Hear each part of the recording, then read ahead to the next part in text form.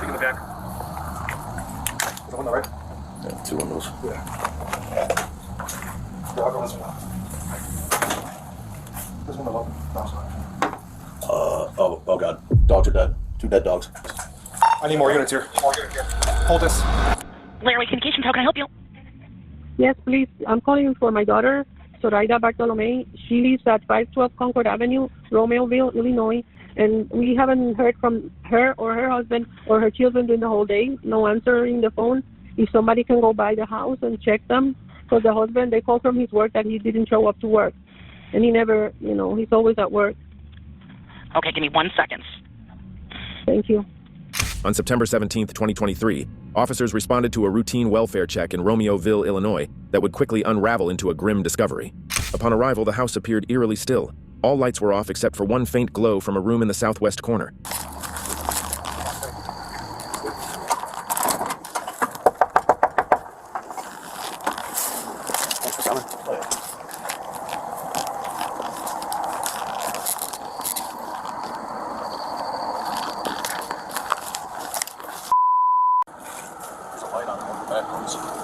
Hey, I got a TV knocked over and a coffee table knocked over.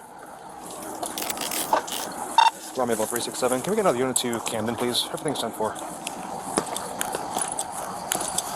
Hey. 10-4, 379 Romeo. Get on the phone with the 17 and call and figure out more information on this call.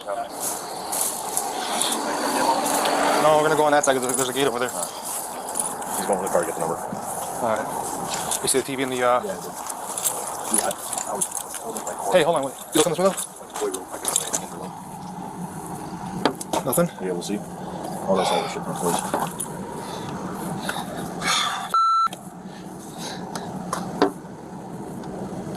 Here, wait.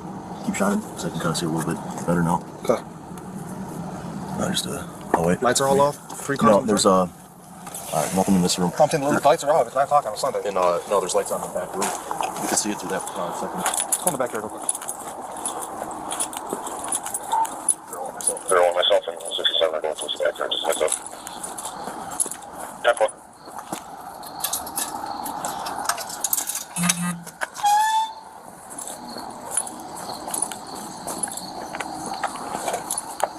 Keep an eye on that garage, yeah.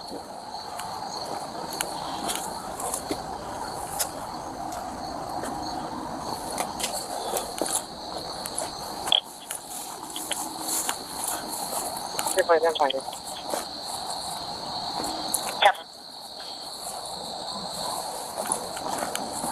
Want to try that door real quick, Ron?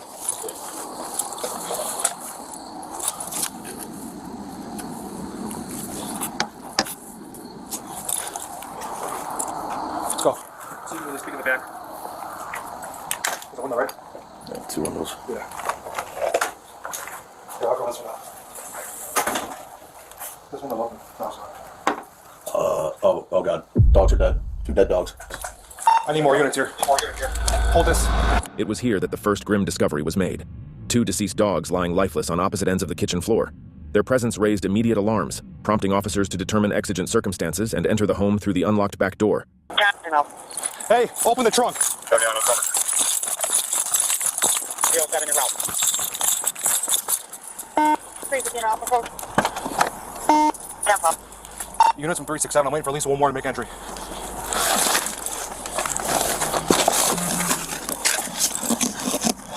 You got to do to the front of the back wall. We'll do back. 50, you have a ram?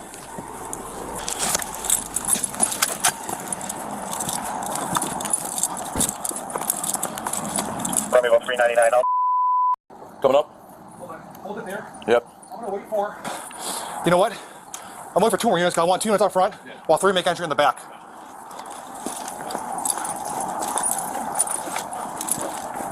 Yeah. Yeah, I didn't see anything to peek. Tell you what, Drake, go cover him. Cover the back door, Drake, from that corner. 10-4.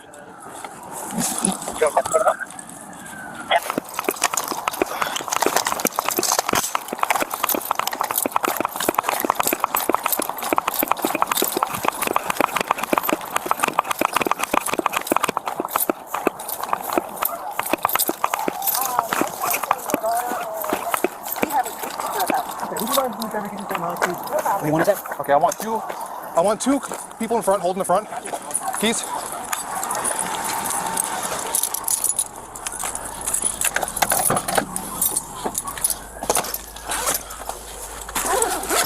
San Antonio, 350. Can you have fire stage? Denver. 350. Any luck on that ram? I'm sorry, I didn't check. I'll be there in 1. No worries. I'm gonna force entry to the back. I got enough units here. We're gonna get going. You going back? You with me? We're coming up 23. You guys hold the front, okay? From a position of cover, please. I don't know if anybody's in there or not. You got another door right here. Hey, you know, hey, one of you guys holding this one. One of you guys holding the front. There were no other side doors, right? No, not that I know of. Hey, Ron. Here's what we're gonna do, okay? I'm gonna boot it.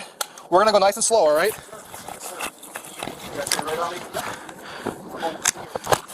Drake, you stay behind me. Hey, no, you're behind me, okay? Left is the second dead dog. You stay in the back of the stack. You watch our 6 as we move through the house, okay?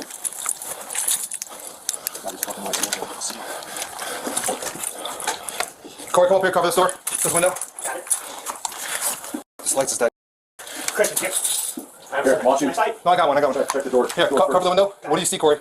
Move up. 399, I'm 23. Another. Move it up. How many dead dogs you got? We got 1 dead dog right here. We got a second dead dog over to the left. No, all right, watch out. Hey, why don't you check the door handle first before we get to it? Stand by. Door's open.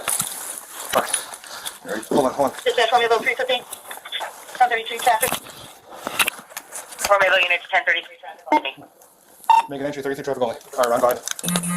For privacy reasons, the footage inside the home has been redacted. Inside, the silence was shattered by the unmistakable signs of violence. Officers moved cautiously through the house, clearing each room. In the living room, where it met the hallway, they discovered the body of an adult male lying face up in a pool of blood, later identified as Alberto Rolon, Zoraida's husband. He had suffered fatal injuries to the head, the result of apparent gunfire. Further into the home in the southeast bedroom, officers encountered a chilling scene. The door had been forcibly kicked in, with a large footprint and splintered wood around the lock confirming it. Behind the door lay the body of an adult female, later identified as Zoraida Bartolome, her life violently taken. Nearby, their 2 young boys, Diego and Adriel Rolon, were also found deceased, their bodies bearing the unmistakable signs of the same brutality. As the officers exited the house, the weight of the tragedy was clear. The home, once a sanctuary for a family, had become a scene of unimaginable horror. Based on the evidence on Zorita and Alberto's phones found at the crime scene, police visit Ermelina Paloma and Nathaniel Huey's residence. At this point, police only know that Zorita had been having an affair with Nathaniel Huey, Ermelinda's boyfriend.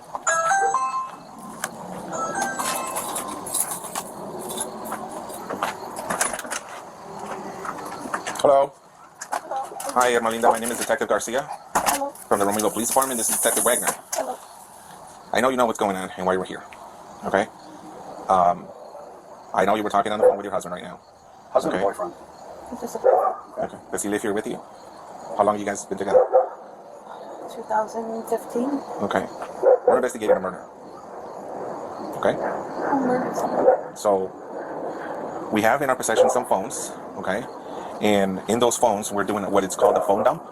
So what happens is if anybody's talking on a text app that you can download, for example, Text Now, we can retrieve those messages. Okay. We have retrieved those messages, all right? We've read them.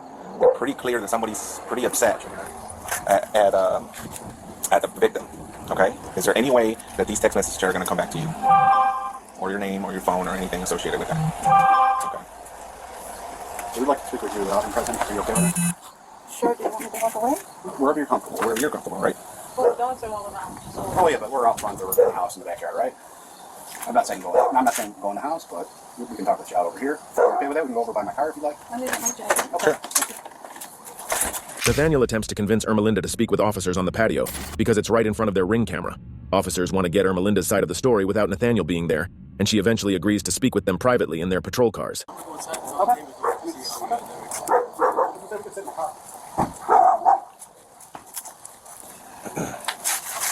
Are you comfortable talking here? I don't know. Why don't we go in the car? We can go in the car. You're an adult. None of the neighbors are going to... We'll be in the car. You're safe with that?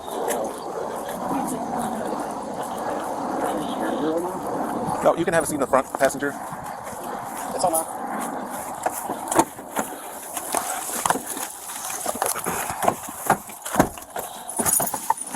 I want him to come out. Ermelina, do you mind if we drive down the street? If he comes out, he's probably going to tell you to go back inside. Are you going to do that, or what do you want to do? Well, you guys obviously have me. You can't really say much, right? Well, it's what we want to talk to you alone, separate from him. That's what we're I trying want to to make do. sure that you're safe. Okay, can we go by the park? Sure. Down that way?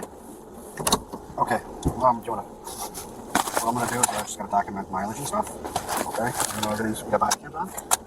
Just tell me where we're going. You want to text them? Yeah. Officers arrive at a nearby park to discuss her involvement with Zoraida and her family. Okay. Melinda, Yeah. how long have you known Huey? Since probably 2015. Okay. Why are you scared of him? Oh, I'm not scared. Well, Okay. Why are you scared right now? because when I called him, because I was scared, I didn't know where he was. Okay. He said, someone's following me. Okay. So I called and I called. And then I heard him say, why are you following me? Do you want to search the car? And then someone said to him, there are messages from you, and it's because her husband found out you were having an affair. And I didn't know that. You didn't know what? That he was having an affair. Okay. When did you find that out? Right now? Right now. Okay. When's the last time that he had an affair? Because I know this is not the first time. No, it's not. Okay. When's the last time you knew he had an affair? When we first started dating. 2015? 2015 to maybe 17. You know what? His son was born, and he said, I'm not having any more affairs. I'm not cheating on you. Okay. Stupidly. Okay. Do I know if he stopped? No, I don't know. Okay. So the last time you Well, hold knew? on. Okay. So then I had a party at my house. Mhm. And I fell asleep, and apparently he said someone kissed him, and that was thought. So I don't know, maybe it was 2019. Okay. And he said, no, she kissed me, and that was it. Come on. We're all drunk. You know him better than we do. So. Anyways. Ermelinda was putting on a show for the officers. In fact, she was the mastermind behind the whole thing.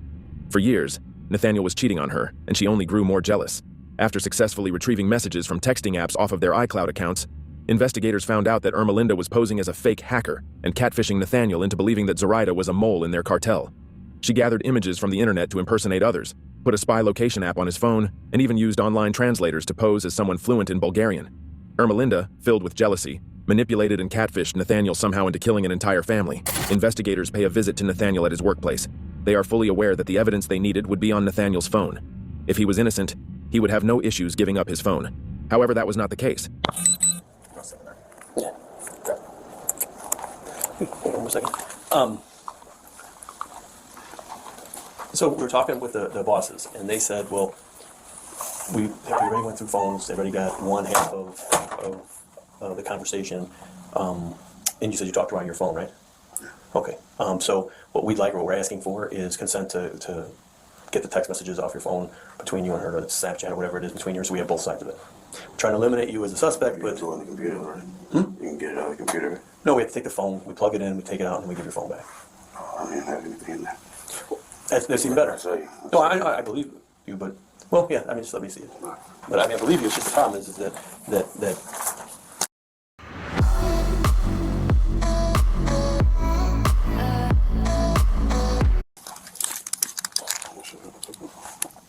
This is all I have right there from her. I don't have anything back. Oh, this from this morning? Yeah. Everything else, though, you have to grab it from the computer. Well, I mean, it'll be on there. It'll be on your phone. You can't. It's deleted. Still in the thing. In the catch. When So, you delete stuff, it's never actually. so let's just say you have like a 64 gig phone. You use about 58 of it. The rest is a catch. It stays in the catch. And why I asked is the bosses called right away. They were like, well, we'd like to see if we can get the stuff, from your end back that way, and see if maybe your husband got wind of it and pulled it off or something. So we just want to take a look. I mean, on our side of it, we can get a search warrant, to go through the phone, and it's take a little longer. But on the fastest way would be consent, pull it off and give your phone back. Then it would be to, and again, I explained to you earlier, I'm trying to eliminate you. Yeah. I mean, we have a deceased girl and her last fling or boyfriend or whatever is you, and I'm sure that if you're an outsider looking in, who's your suspect? You know what I mean? And so I'd like to eliminate that. I'd like to say, well, no, we looked through stuff. He didn't have nothing to do with it. We're done with it. I guess I'd rather you guys just go on the computer. I agree with you, but again, there's it would take us a couple hours to pull information off the phone that could eliminate you as a suspect, like right from the start. It's up to you. It feels like you're pretty suspecting of me. Well, I mean, I'm not joking with you. Anytime somebody dies, you look at the husband, the boyfriend, if it's a girl, if it's a guy, you look at his wife and any kind of lovers he had, and that's what we look at. We start there. And then this person was at work, so we eliminate that. Or this person was, we went through the phone. There's nothing between those two, no threats, you're telling us there's no threats, but I can't go to our bosses. I can't go to a state attorney and say, no, I verified it, there's no threats. I have to, if I can verify and say, no, I went through the phone, there's no threats. They seemed to be good together. There was no threats. There was no animosity between the two of them. There was no fighting. There was none of that stuff. Eliminate it. Just go on the computer, Chief, because I don't want to give up my phone. You know what I'm saying? I understand. I'm just telling you, I completely understand what you're saying, and I'm not even trying to give you guys a hard time, but taking my phone and all that, and you already told me you can get it from. We can get her side of it. I can't get your side. That's a problem. So I can get her side of it. If where she got her phone, I can get that side of it. How about this? How about I come see you guys later today after work or something like that? Because I got in there that I don't necessarily want you to be looking at. You know what I'm saying? I understand. But again, I promise you, I don't care what you look at. No, it's not like freak like that or anything like that. Well, I'm saying even if we, if you, again, I'm asking for consent. The consent means that we plug it right in, we dump it because you've told us it's okay. Without that, then we have to get a search warrant. If we get a search warrant, then we have to type that up, and it's going to take longer. I can bring it down to you guys, and you can dump it all you want to. We'll be there. Address is on the card. Well, let me step out. Right after work. Yeah. Yeah, that's we'll have to do that. Yeah, but you do understand how that kind of defeats the purpose, though. Like we're looking for like Snapchat stuff, and then you delete Snapchat stuff. It's going to kind of look like you're guilty. You know what I'm saying? I haven't opened my Snapchat in so long, so you're welcome to look into it. You know what I'm saying? Well, the computer will show. Yeah. I'm not trying to BS you. It will show what was deleted. So the computer shows everything. Like just now, when you open up the phone and show me that text message, when I plug in the computer, it's going to say at this date, at this time, somebody opened up a text message, and the text message read blah blah blah. So if you just delete some photographs that you don't like, then you're right. That'll show in there, and we don't really care about that. But if it shows you deleted a shitload of text messages and this, it's going to show you did that, and it's going to make you look guilty again. And again, I'm not threatening you. I'm not babying you. I'm trying to be like man to man, honest with you. I'm trying to eliminate you as a suspect, and doing suspicious things between here and there could hurt you. No, yeah, I get what you're saying completely. Okay. Yeah, like I said, I'll come down there later today. We'll dump it and head it back. Okay. All right, you got my card with the address on it? Yeah. I promise you, bro. Okay. It's yeah. All right. Thanks, sir. Sorry, no, you're good.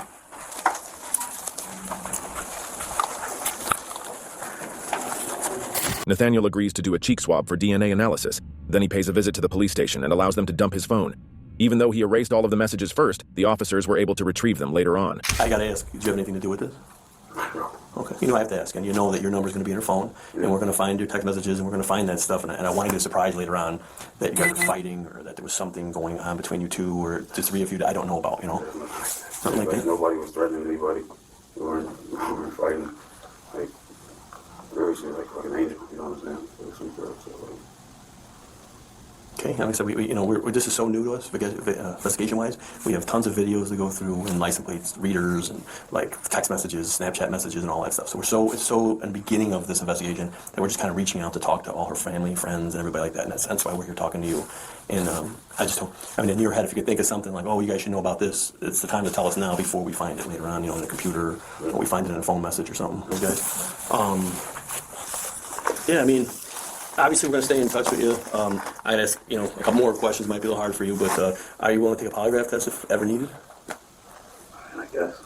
And then DNA, swab in your mouth if needed? I'm asking this stuff now. We again, these are one of those things where if in the future we needed it, I could go to a judge and say, this is why I believe I need it and get a warrant for it. But I always ask people. I ask people straight up, right? Because, most people in kind of high are like, yeah.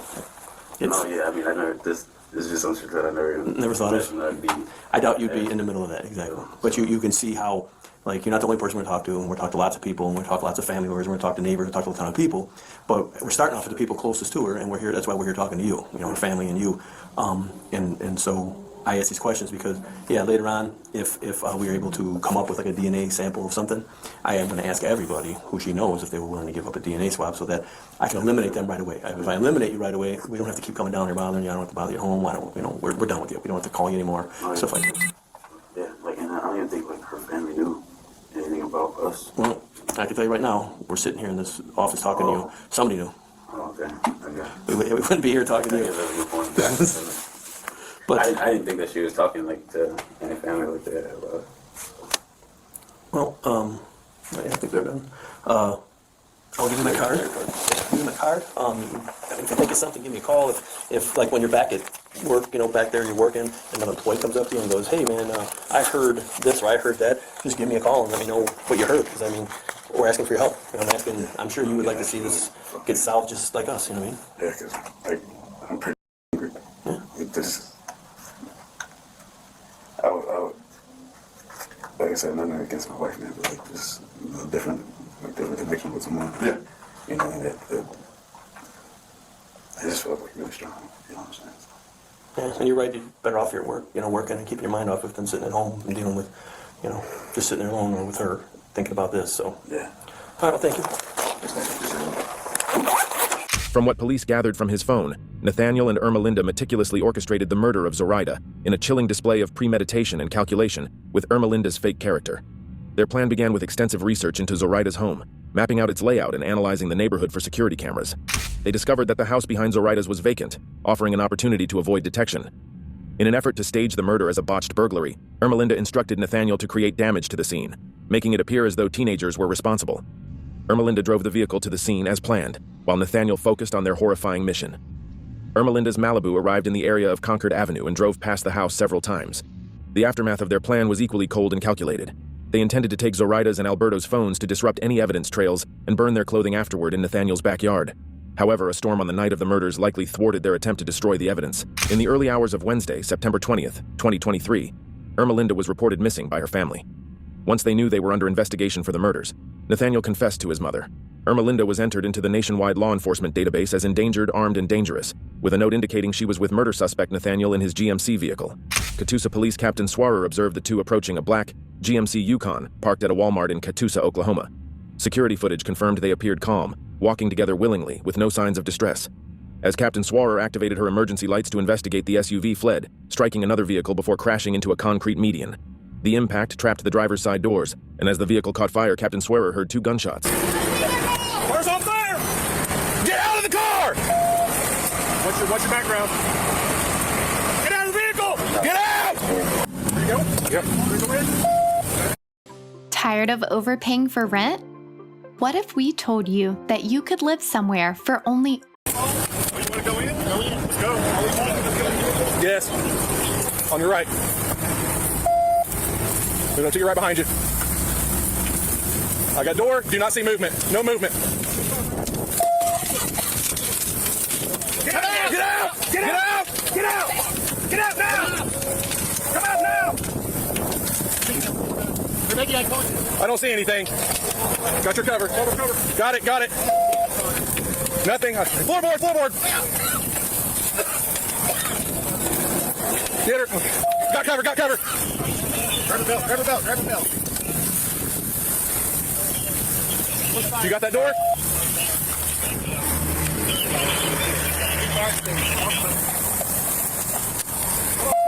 Can't see. Where's fire? Get fire extinguisher at least.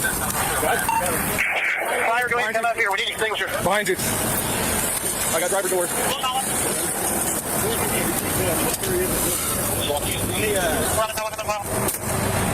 Get a baton!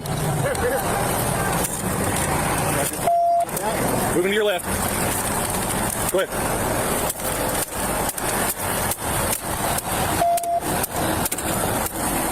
Nathaniel, found dead in the driver's seat, sustained 2 gunshot wounds to the head, one non-fatal, the other self-inflicted, as confirmed by autopsy.